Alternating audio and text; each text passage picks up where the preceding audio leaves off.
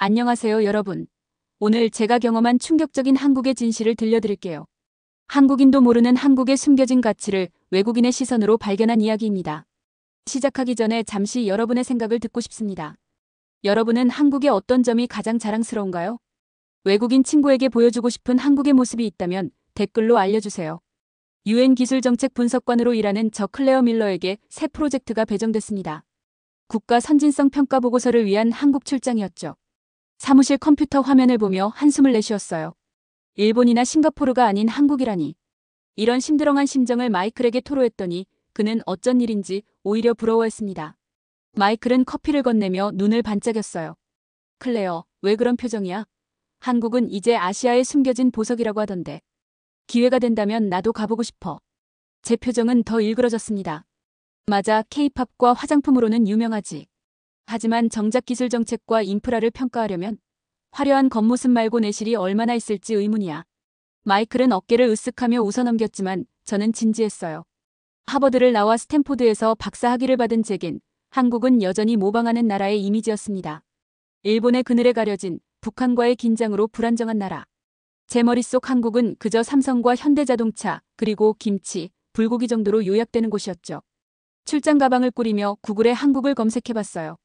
화려한 서울의 야경과 첨단 기술 이미지들이 쏟아져 나왔지만 저는 고개를 저었습니다. 겉모습은 그럴듯해도 내실은 아직 멀었겠지. 미국과 유럽의 선진 시스템에 비하면 분명 부족할 거라고 생각했죠. 비행기에서 내려 인천공항에 첫 발을 디뎠을 때 첫인상은 깔끔함이었어요. 하지만 진짜 놀란 건 입국 심사대였습니다. 제 얼굴을 스캔하는 순간 5초 만에 모든 절차가 끝났어요. 뉴욕 JFK 공항에서는 늘 30분 이상 줄을 서야 했는데 말이죠. 호텔에 체크인하고 내일의 일정을 검토하던 중 한국교통연구원에서 보내온 서울교통정보 보고서가 눈에 띄었습니다. 지하철 정시 도착률 99.8%, 버스 배차 간격 오차 평균 17초. 말도 안 되는 수치였어요. 뉴욕의 지하철은 정시 도착률이 겨우 78%인데 한국이 그보다 훨씬 높다니 분명 통계 조작이거나 과장일 거라고 생각했습니다. 스마트폰으로 친구들에게 메시지를 보냈어요. 한국에 도착했어. 이곳 교통 시스템이 세계 최고라는데 내일 직접 확인해 볼게. 10중 8구 과장된 홍보겠지만 그날 밤 호텔 창문으로 서울의 야경을 바라봤습니다. 빽빽히 들어선 고층 빌딩들 사이로 한강이 야광 리본처럼 흐르고 있었어요. 유리창에 비친 제 얼굴은 의심과 경계로 가득했습니다. 하지만 동시에 낯선 호기심도 느껴졌어요. 이 현대적인 도시의 표면 아래 진짜 한국은 어떤 모습일까? 그 진실을 찾아내는 것이 저의 임무였습니다. 내일이면 한국의 실체가 드러나겠죠. 과연 이 나라는 선진국의 가면을 쓴 개발도상국일까? 아니면 정말 제가 몰랐던 혁신의 나라일까? 아침에 알람 소리에 눈을 떴습니다. 첫 회의 장소인 서울역으로 향해야 했어요. 프론트 데스크에서 어떻게 가는 게 좋을지 물었더니 직원은 망설임 없이 대답했습니다. 지하철이 가장 빠르고 정확해요. 택시는 아침 러시아워 때 교통체증이 있을 수 있거든요. 미국에서라면 절대 낯선 도시의 지하철을 추천하지 않았을 텐데요. 뉴욕의 지하철은 지저분하고 지연이 빈번하니까요. 반신반의하며 호텔 직원의 안내를 따라 가까운 지하철역으로 향했습니다. 역에 들어서자마자 놀라웠어요. 완벽하게 깨끗한 플랫폼, 투명 안전문, 그리고 전자 안내판에는 열차 도착까지 남은 시간이 정확히 초 단위로 표시되어 있었습니다. 호텔에서 빌린 교통카드를 태그하니 게이트가 부드럽게 열렸어요. 플랫폼에 도착하자 전광판에 열차 도착 1분 전이라고 표시되었고 정확히 60초 후 열차가 도착했습니다. 그 정확성에 입이 벌어졌어요. 열차 안은 놀랍도록 깨끗했습니다. 냄새도 없고 낙서도 없었어요. 시트는 깔끔했고 객차 내부의 디지털 안내판은 다음 역과 환승 정보를 실시간으로 보여주고 있었습니다. 20분 만에 서울역에 도착했고 여기서 더 놀라운 일이 기다리고 있었어요. 오늘의 일정은 서울에서 대전까지 회의 참석 후 당일 복귀였습니다. 미국에서라면 비행기를 타야 할 거리였죠. 담당자 박지원 씨는 미소를 지으며 말했습니다. KTX로 1시간 40분이면 갈 수 있어요. 회의 후 다시 서울로 돌아오는 것도 문제였고요. 믿기지 않았습니다. 워싱턴 DC에서 뉴욕까지 가는데도 암트랙으로 3시간 이상 걸리는데 정말 놀라웠습니다. 열차 내부는 비행기 1등석처럼 넓고 편안했습니다. 모든 좌석에 전원 콘센트와 USB 포트가 갖춰져 있었고 와이파이는 완벽했어요. 온라인 회의 자료를 확인하면서도 버퍼링 한 번 없었으니까요. 창밖으로는 한국의 산과들, 도시가 빠르게 스쳐 지나갔습니다. 시속 300km로 달리는 열차 안에서도 흔들림이 거의 없었어요. 커피 한 잔을 테이블에 올려두었는데 물결 하나 잃지 않고 그대로였죠. 가만히 있을 수 없어 박지원 씨에게 물었습니다. 미국도 고속철도 건설을 계획한 지 오래됐는데 왜 한국은 이렇게 앞서 있는 거죠? 박지원 씨의 대답은 간단했어요. 우리는 효율을 선택했습니다. 지역 간 이동 시간이 줄어들면 경제가 활성화되고 삶의 질이 높아지죠. 출근 시간이 짧으면 그만큼 가족과 함께할 수 있는 시간이 늘어나니까요. 대전에서의 회의를 마치고 서울로 돌아오는 KTX 안에서 깊은 생각에 빠졌습니다. 출근 시간은 단순한 이동이 아니라 삶의 질과 직결된다는 사실을 새삼 실감했어요. 미국에서 제 출근 시간은 매일 왕복 3시간. 하루 중 가장 소중한 시간을 도로 위에서 허비하고 있었던 거죠. 반면 한국의 직장인들은 그 시간을 온전히 자신과 가족을 위해 사용할 수 있었습니다. 서울로 돌아온 후 박지원 씨는 저를 지하철에서 버스로 갈아타게 했어요. 놀라운 건 똑같은 교통카드로 지하철, 버스, 고속철도까지 모두 이용할 수 있다는 점이었습니다. 한 장의 카드로 모든 교통수단을 통합관리하는 시스템이라니 미국의 분절된 교통 시스템과는 차원이 달랐어요. 버스에 올라 박지원 씨에게 솔직히 물었습니다. 정말 통계를 조작하지 않았나요? 99.8%의 정시 도착률이라니. 박지원 씨는 웃으며 대답했어요. 사실 0.2%의 오차도 우리는 큰 실패로 봅니다. 100%를 목표로 하고 있거든요. 호텔로 돌아오는 길, 제 머릿속에서는 혁명이 일어나고 있었습니다. 단순히 빠른 것이 아니라 철저하게 사용자 중심으로 설계된 시스템. 교통이 도시를 이끌고 도시가 국가의 경쟁력을 만든다는 개념이 선명히 그려졌어요. 스마트폰으로 친구들에게 다시 메시지를 보냈습니다. 한국의 교통 시스템은 과장이 아니야. 오히려 더 놀라운 현실이었어. 내 선입견이 완전히 무너졌어. 다음 날 아침 한국수자원공사와의 회의가 예정되어 있었습니다. 솔직히 말하면 그다지 기대하지 않았어요. 물과 위생, 선진국이라면 당연히 갖춰야 할 기본적인 인프라일 뿐이라고 생각했거든요. 교통 시스템에서 받은 충격 이후에도 다른 분야에서는 그저 평균적인 선진국 수준일 거라 예상했습니다. 지정된 회의실에 들어서자 테이블 위에는 유리 물병과 깨끗한 컵이 놓여 있었어요. 이수진 팀장이라는 40대 초반의 여성이 미소로 저를 맞이했습니다. 그녀는 물병을 들어 제 컵에 물을 따라주며 말했어요. 아리수입니다. 서울의 수돗물이죠. 저도 모르게 눈썹이 치켜 올라갔습니다. 수돗물이라고요? 회의에서요? 미국에서는 고위 관료들과의 회의에 수돗물을 내놓는다는 건 상상도 할 수 없는 일이었어요. 생수 브랜드의 등급으로 그 자리의 격이 결정되는데 수돗물이라니. 당황스러웠습니다. 이수진 팀장은 제 표정을 알아챘는지 웃으며 말했어요. 한국의 수돗물은 그냥 마셔도 완전히 안전합니다. 세계보건기구 기준보다 더 엄격한 기준으로 관리하고 있어요. 직접 마셔보세요. 의심스러웠지만 예의상 한 모금 마셔봤습니다. 놀랍게도 깨끗하고 맛있었어요. 미네랄의 균형이 잘 맞춰진 생수 같은 맛이었습니다. 미국에서는 상상도 할 수 없는 일이었죠. 플린트 미시간에서는 납성분 때문에 수돗물 위기가 있었고 뉴저지에서는 과불화 화합물 오염 문제가 끊이지 않았거든요. 놀란 표정으로 물었습니다. 모든 가정에서도 이렇게 깨끗한 물을 마실 수 있나요? 이수진 팀장은 자랑스럽게 고개를 끄덕였어요. 물론이죠. 한국의 모든 가정에 공급되는 수돗물은 동일한 기준으로 관리됩니다. 저희 아이들도 집에서 수돗물을 그대로 마시고 있어요. 회의가 진행되는 동안 이수진 팀장은 스마트폰을 꺼내 앱 하나를 보여줬습니다. 실시간으로 수질 데이터를 공개하는 앱이었어요. 서울 어느 지역에서든 자신의 집에 공급되는 수돗물의 pH, 탁도, 염소 농도 등을 실시간으로 확인할 수 있었습니다. 정부가 이런 정보를 실시간으로 공개한다고요? 미국에서는 수질 보고서를 연 1회 받는 것도 어려운데 실시간으로 투명하게 공개한다니. 놀라움을 감출 수 없었어요. 이수진 팀장의 표정이 진지해졌습니다. 신뢰는 투명성에서 시작됩니다. 국민들이 마시는 물이니 당연히 모든 정보를 알 권리가 있죠. 정부가 정보를 숨기면 국민은 불안해하고 결국 생수를 사 마시게 됩니다. 그건 환경적으로도 경제적으로도 바람직하지 않아요. 회의 후 수처리 시설을 방문했습니다. 밖에서 보기에는 평범한 건물이었지만 내부는 완전한 첨단 시설이었어요.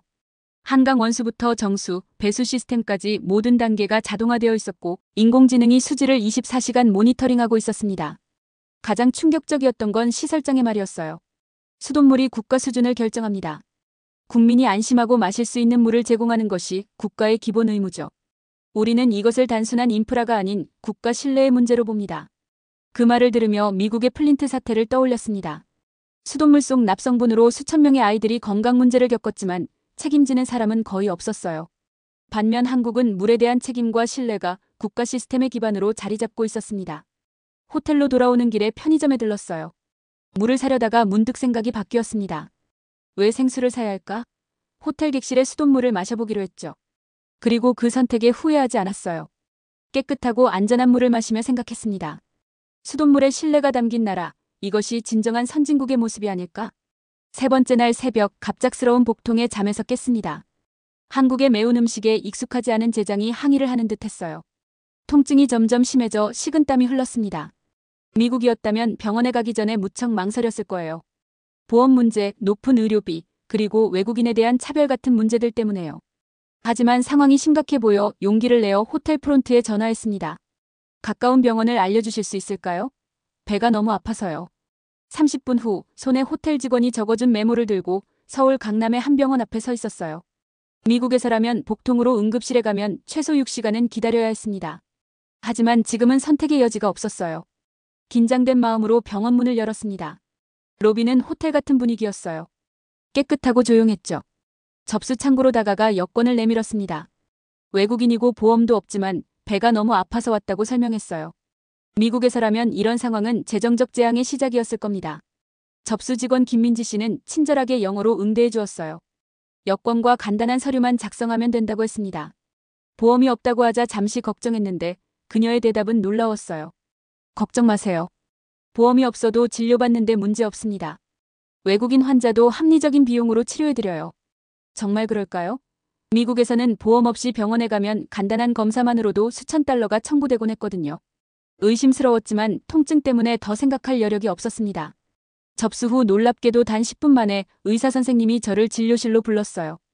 이종현 의사 선생님은 제 상태를 꼼꼼히 물어보고 진찰한 후 CT 촬영을 권유했습니다. 미국이었다면 CT 촬영은 예약부터 일주일 이상 기다려야 할 수도 있는데 한국에서는 바로 가능하다니 믿기지 않았어요. CT 촬영실로 이동하는 동안 불안감이 밀려왔습니다. 만약 수천 달러가 청구된다면? 여행보험의 한도를 초과하면 어떡하지? 그런 걱정을 하며 CT 기계 속으로 들어갔습니다. 더 놀라운 일은 그 후였어요. 접수부터 CT 촬영까지 단 1시간 만에 모든 과정이 끝났습니다. 미국에서라면 하루 종일 걸릴 일이었죠. 결과는 단순 장염으로 의사 선생님은 약을 처방해 주셨어요. 그리고 마지막 관문. 계산되었습니다. 심호흡을 하고 카드를 내밀며 최악의 상황을 예상했어요. 미국이었다면 보험 없이 CT 촬영까지 했으니 몇천 달러는 기본일 테니까요. 계산대에서 카드를 내밀며 긴장했습니다. 계산원이 말했습니다. 총 20만 원입니다. 순간 귀를 의심했어요. 약 150달러. CT 촬영의 진료비까지 포함해서 그 금액이라고. 미국이었다면 최소 3,000달러는 나왔을 텐데 그 20분의 1도 안 되는 금액이라니. 정말인가요? CT 촬영 비용도 포함된 건가요? 보험 없는 외국인인데. 직원은 친절하게 웃으며 대답했어요. 네, 맞습니다. 한국의 의료 시스템은 국적에 상관없이 모든 사람에게 합리적인 비용으로 제공됩니다. 물론 건강보험이 있으면 더 저렴하지만 외국인도 부담 없이 이용할 수 있는 수준이에요. 약국에서 처방약을 받아 호텔로 돌아오는 길 눈물이 날 것 같았습니다. 아프고 외롭고 낯선 나라에서의 경험이었지만 한국의 의료 시스템은 환자를 최우선으로 생각하고 있었어요. 단순한 효율성을 넘어 인간에 대한 존중과 공감이 느껴졌습니다. 호텔 침대에 누워 약을 먹으며 생각했어요. 미국에서 의료비 때문에 파산하는 사람들, 보험이 없어 치료를 포기하는 사람들. 그런데 한국은 보험 없어도 치료받는 나라, 의료비 걱정 없는 나라였습니다. 이것이 정말 발전도상국에서 선진국이 된 지 얼마 안 된 나라의 시스템이라고. 복통 덕분에 한국 시스템의 진면목을 볼 수 있었던 값진 경험이었습니다. 그날 밤 노트북을 켜고 미국 의료 시스템에 대한 통계를 찾아봤어요. 미국인의 66.5%가 의료비 때문에 파산한다는 충격적인 사실을 재확인했습니다. 그리고 한국 의료 시스템의 효율성과 보편성에 대한 자료도 찾았어요. 세계보건기구 WHO가 평가한 의료 시스템 효율성 순위에서 한국은 상위권, 미국은 하위권이었습니다. 이 모든 것이 이제 수치가 아닌 생생한 경험으로 다가왔어요. 다음 날 건강이 회복되어 일정을 재개했습니다. 오늘은 한국의 디지털 인프라를 조사하는 날이었어요. 아침 일찍 서울 지하철을 타고 이동하면서 노트북을 켰습니다. 미국 본사와의 화상회의가 예정되어 있었거든요. 지하철에서 화상회의라니 사실 기대는 전혀 하지 않았어요. 뉴욕 지하철에서는 문자 메시지 보내는 것조차 어려운 일이니까요. 지하철이 땅속 깊은 터널로 들어갔습니다. 이제 끊기겠구나 생각하며 동료들에게 양해를 구하려는 순간 놀랍게도 영상은 여전히 선명했어요. 음성도 끊김없이 또렷했습니다. 지하철이 움직이는 내내 완벽한 통화 품질이 유지됐어요. 마치 사무실에서 회의하는 것처럼요. 미국 동료들은 제 배경을 보고 놀라움을 감추지 못했습니다. 클레어, 지금 지하철이라고? 화질이 너무 좋은데?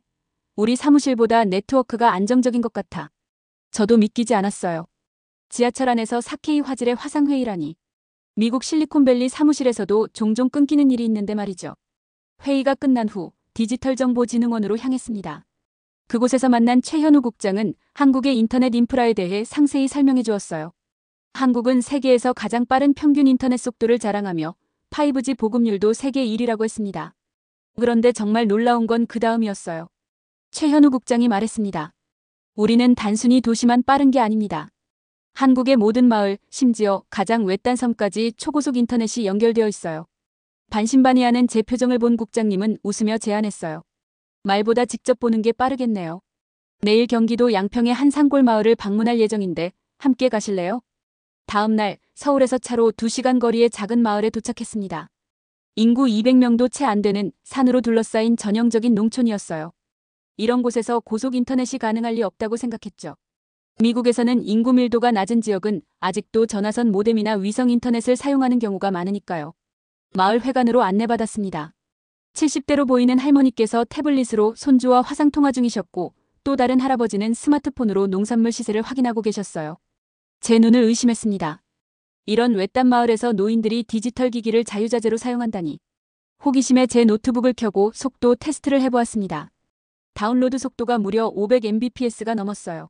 서울 시내 호텔과 다를 바 없는 속도였습니다. 그것도 산골짜기에서 말이에요. 어떻게 이런 곳까지 광 케이블을 깔 수 있었을까요? 경제적으로 타당성이 있나요? 미국에서는 인구 밀도가 낮은 지역에 초고속 인터넷을 설치하는 것은 경제적으로 비효율적이라고 판단하거든요. 최현우 국장의 대답은 제 사고방식을 완전히 뒤집어 놓았어요. 단기적 수익보다 장기적 가치를 봤습니다. 디지털 격차가 사회 격차로 이어지는 걸 원치 않았어요. 농촌의 노인들도 도시의 청년들도 같은 디지털 세상에 살아야 한다고 생각했죠. 인터넷은 이제 물과 전기처럼 기본 인프라입니다. 마을 이장님인 김영호 할아버지와 대화할 기회가 있었습니다.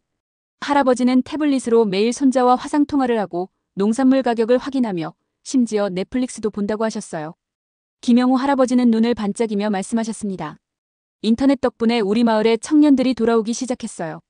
서울에서 일하면서 여기서 살 수 있으니까요. 우리 마을에도 이제 미래가 있습니다. 그 순간 연결된 국민이라는 개념이 무엇인지 실감했어요.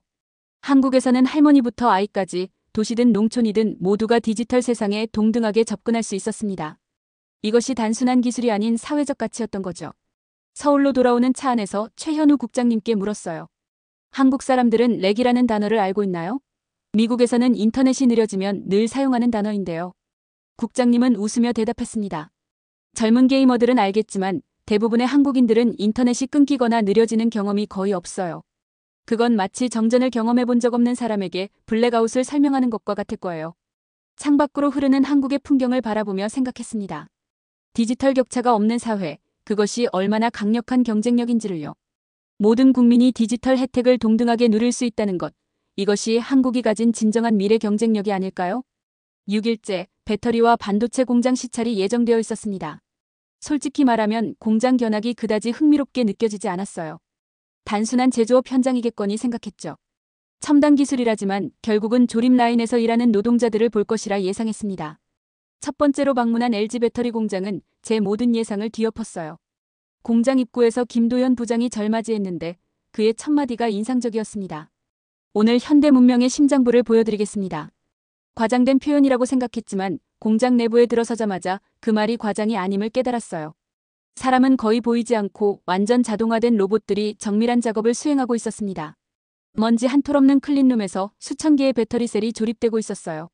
마치 SF 영화의 한 장면 같았죠. 김도현 부장이 설명했습니다. 이곳에서 생산되는 배터리는 테슬라, GM, 폭스바겐의 전기차에 들어갑니다. 사실 세계 전기차 산업의 심장은 한국 배터리라고 해도 과언이 아니에요. 전 세계 전기차 배터리 시장의 48%를 한국 기업들이 차지하고 있거든요. 믿기지 않았어요. 전기차 혁명의 핵심이 한국에서 만들어지고 있다니. 미국에서는 테슬라가 배터리 기술의 선두주자라고 생각했는데 사실은 다른 곳에 진짜 기술력이 있었던 거죠. 왜 미국 기업들은 직접 배터리를 만들지 않나요? 테슬라도 배터리 팩만 조립하고 실제 셀은 외부에서 공급받는다고 들었어요. 김도현 부장의 대답은 통찰력이 있었습니다. 배터리는 30년 이상의 기술 축적이 필요한 분야입니다. 한국은 90년대부터 휴대폰 배터리를 시작으로 꾸준히 연구해왔죠. 기술의 격차는 돈으로 단기간에 따라잡을 수 없어요. 심지어 중국도 아직 우리 기술을 따라오지 못하고 있습니다. 배터리 공장의 충격이 채 가시기도 전에 SK 하이닉스 반도체 공장으로 이동했습니다. 여기서는 더 놀라운 광경이 펼쳐졌어요. 사람의 머리카락보다 수천 배 작은 회로를 만드는 현장을 볼 수 있었습니다. 제 상상을 초월하는 정밀함이었어요. 이현준 상무가 자부심 넘치는 목소리로 설명했습니다. 우리가 만드는 메모리 반도체가 없으면 세계의 AI도, 클라우드도, 스마트폰도 작동하지 않습니다. 메모리 없는 두뇌는 쓸모없죠. 현대 문명은 데이터를 저장하고 처리하는 반도체 위에 서 있습니다. 상무님의 말씀에 의문이 들었어요. 정말 그렇게 중요한 기술을 한 나라가 독점하고 있나요? 이현준 상무의 표정이 진지해졌습니다. 메모리 반도체 시장에서 한국은 30년 넘게 1위를 유지하고 있습니다. 삼성전자와 SK하이닉스 두 기업이 세계 시장의 72%를 차지하고 있죠. 미국이 CPU를 장악하고 있다면 한국은 메모리를, 네덜란드는 장비를 장악하고 있어요. 이 기술 격차는 점점 더 벌어지고 있습니다. 마지막으로 삼성전자를 방문했을 때 가장 충격적인 사실을 알게 됐습니다. 지금 이 순간에도 세계 모든 스마트폰의 85% 이상이 삼성의 메모리를 사용하고 있다는 거예요. 애플 아이폰조차 삼성 반도체 없이는 만들어질 수 없다는 사실이 놀라웠습니다. 박정호 이사는 강조했어요. 반도체와 배터리는 21세기의 석유입니다. 예전에 석유가 세계 경제와 정치를 좌우했듯이 이제는 이 분야가 국가의 운명을 결정하죠. 한국은 우연히 이 자리에 오른 게 아니에요. 30년 전부터 준비해온 결과입니다. 공장 투어가 끝나고 서울로 돌아오는 길 깊은 생각에 잠겼습니다. 전기차, 스마트폰, AI 서버. 이 모든 현대 문명의 총아들이 한국 기술 없이는 존재할 수 없다는 사실이 충격적이었어요. 표면적으로는 애플, 테슬라, 구글이 세계를 움직이는 것처럼 보이지만 실은 그 아래에서 한국 기술이 모든 것을 지탱하고 있었던 거죠. 호텔 로비에서 우연히 미국 국무부 경제 담당 관계자를 만났습니다. 그도 같은 공장들을 방문했다고 했어요. 그의 한마디가 모든 것을 요약했습니다. 솔직히 말하면 미국 정부조차 한국의 배터리와 반도체에 깊이 의존하고 있어. 이건 우리의 약점이자 한국의 강점이야. 우리가 세계 최강국이라고 자부하지만 사실 우리의 하이테크 산업은 한국 없이는 하루도 돌아가지 않아. 그날 밤 호텔방에서 노트북을 열고 보고서의 기술 경쟁력 부분을 전면 수정했습니다. 한국의 기술력을 최고 등급으로 평가하며 한 줄을 추가했어요. 눈에 보이지 않는 곳에서 세계를 움직이는 나라, 그것이 한국의 진정한 모습이다. 7째 날 저녁 공식 일정을 마치고 늦게 호텔로 돌아가게 됐습니다. 시계를 보니 밤 11시. 뉴욕에서였다면 절대 혼자 걷지 않았을 시간이었죠. 특히 여성으로서 밤거리는 항상 위험을 의미했어요. 택시를 불러야겠다고 생각했습니다. 그때 한국인 동료 윤지연 씨가 물었어요. 택시 부르실 건가요? 걸어가셔도 안전한데. 그녀의 말에 의아했습니다. 여성으로서 밤 11시에 걸어서 호텔까지 가라고. 호텔은 20분 거리였고 좁은 골목길도 지나야 했어요. 저는 망설였지만 한국의 치안이 좋다는 이야기를 들어왔기에 용기를 내보기로 했습니다. 거리로 나서자 놀라운 광경이 펼쳐졌어요. 밤 11시가 넘었는데도 서울의 거리는 여전히 활기찼습니다. 더 놀라운 건 많은 여성들이 혼자 걷고 있다는 사실이었어요. 어떤 여성들은 이어폰을 끼고 음악을 들으며 달리기를 하고 있었고 또 다른 여성들은 스마트폰을 보며 태연하게 걷고 있었습니다. 미국에서라면 상상도 할 수 없는 광경이었어요. 뉴욕에서는 밤에 걷는 여성들은 항상 주변을 경계하고 열쇠를 손에 쥐고 통화 중인 척하며 걷죠. 하지만 서울의 여성들은 전혀 그런 모습이 아니었습니다. 호텔로 가는 길에 좁은 골목길이 나왔어요. 순간 긴장했지만 골목길이 밝은 조명으로 환히 비춰져 있어 안심이 됐습니다. CCTV도 곳곳에 설치되어 있었고요. 그런데도 어딘가 불안했던 저는 스마트폰을 꺼내 가족에게 메시지를 보내려고 했어요. 그러다 문득 깨달았습니다. 이건 습관적인 두려움이지 실제 위험은 없었어요. 골목길을 걷고 있을 때 뒤에서 발소리가 들렸습니다. 심장이 쿵쾅거렸고 미국에서의 습관대로 경계 태세를 갖췄어요. 하지만 그저 퇴근하는 회사원이었을 뿐이었습니다. 그는 저를 지나치며 가볍게 목례를 하고 지나갔어요. 아무런 위협도 불쾌한 시선도 없었습니다. 골목을 빠져나와 큰 길로 나오는데 갑자기 뭔가 이상함을 느꼈어요. 가방이 평소보다 가벼웠습니다. 황급히 확인해보니 제 지갑이 없었어요. 마지막으로 카페에서 결제할 때 본 것 같았는데 혹시 그곳에 두고 온 걸까요? 순간 패닉에 빠졌습니다. 당황한 채로 왔던 길을 되돌아가 카페를 찾았지만 이미 문이 닫혀 있었어요. 절망감의 거리에 서 있는데 한 젊은 남성이 다가왔습니다. 그는 이상하게도 제 지갑을 들고 있었어요. 혹시 이거 찾고 계신가요? 카페에서 외국인 여성분이 지갑을 두고 가셨길래 혹시나 해서 주변을 찾아봤어요. 얼마나 놀랐는지 몰라요. 지갑은 그대로였고 현금과 카드가 한 장도 빠짐없이 들어있었습니다. 미국이었다면 믿기 힘든 일이었죠. 분실된 지갑이 온전히 돌아올 확률은 극히 낮으니까요. 정말 감사합니다. 어떻게 제가 이 근처에 있을 거라고 생각하셨어요? 그는 쑥스러운 듯 웃으며 대답했습니다. 지갑에 호텔 키카드가 있어서 아마도 이 근처 호텔에 묵고 계실 거라 생각했어요. 그냥 운이 좋았네요. 미국에서라면 이런 상황은 경계해야 할 수도 있었지만 이 젊은이의 얼굴에서는 진심 어린 선의만 느껴졌어요. 그에게 살해를 하려 했지만 그는 고개를 저으며 말했습니다. 아니에요. 당연한 일인걸요. 한국에서는 누구나 그렇게 해요. 좋은 여행 되세요. 호텔에 도착한 후 그날의 경험을 정리했습니다. 한국의 안전은 단순히 범죄율 통계나 CCTV 때문만이 아니었어요. 그 기저에는 사람들의 의식, 서로를 배려하는 문화가 깔려 있었습니다. CCTV는 감시의 도구가 아닌 보호의 수단이었고 시민들은 서로를 지켜주고 있었어요. 미국의 통계를 찾아보니 매년 총기 사고로만 4만 명이 넘는 사람들이 목숨을 잃고 있었습니다. 그리고 여성 대상 범죄도 끊이지 않았죠. 하지만 한국에서는 그런 두려움 없이 자유롭게 밤거리를 걸을 수 있었어요. 안전은 단순한 치안 문제가 아니라 자유와 직결된 문제였습니다. 스마트폰으로 한국의 범죄율을 검색해보니 OECD 국가 중 가장 낮은 수준이었어요. 특히 강력 범죄율은 미국의 10분의 1 수준에 불과했습니다. 그리고 흥미로운 사실 하나, 한국에서 분실문 접수된 물건의 80% 이상이 주인에게 돌아간다는 통계도 있었어요. 미국에서는 상상할 수 없는 수치였습니다. 호텔 창문으로 서울의 밤 풍경을 바라보며 생각했어요. 안전은 기술과 문화의 조합이었고 그것이 시민들에게 진정한 자유를 선사하고 있었습니다. 한국에서의 일주일 동안 제가 느낀 가장 큰 자유는 역설적이게도 밤거리를 홀로 걸을 수 있는 자유였어요.